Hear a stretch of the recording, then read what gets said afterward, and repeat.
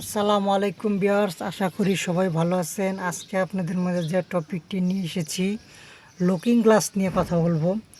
Looking glass এমন একটি গুরুত্বপূর্ণ জিনিস একটি ড্রাইভারের কাছে।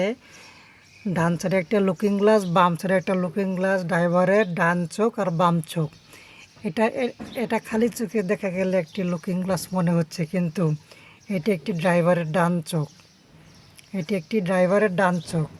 এই লুকিং গ্লাস ছাড়া একটা মানুষ চোখ ছাড়া যতটুকু অচল, তেমনি একটা লুকিং গ্লাস না থাকলে, চোখ না থাকার যে সমস্যা হয়, একটা ড্রাইভারের লুকিং গ্লাস গাড়িতে না থাকলে সেই সমস্যাটি হয়। ওই যে একটি গ্লাস বাম সাইডে, এটা ড্রাইভারের বাম চোখ।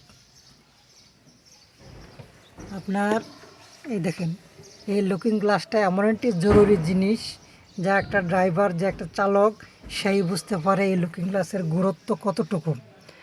আপনি যখনই গাড়ি ডান থেকে বামে নেবেন, বাম থেকে ডানে নেবেন, ডান থেকে বামে নেবেন, তখনই একটু যদি এদিক সেদিক করলে আপনার লুকিং গ্লাস তাকাতে হবে। আপনি যদি 1 ইঞ্চি গাড়ি যদি ডানে নেন, তাহলে অবশ্যই লুকিং গ্লাস দেখে, ডানে ইন্ডিকেটার দিয়ে বুঝে শুনে তারপর আপনি ডানে যাবেন। আর যদি বামে যেতে চান, তাহলে বামে ইন্ডিকেটার দিবেন, লুকিং গ্লাস বামে দেখবেন, তারপর আপনি বামে যাবেন।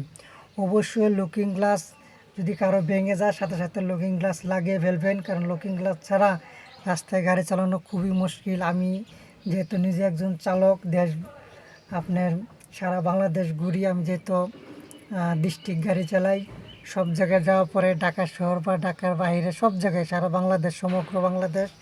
তাই আমাদের একটি লুকিং গ্লাস মানে আমাদের একটি চোখ এক সমান।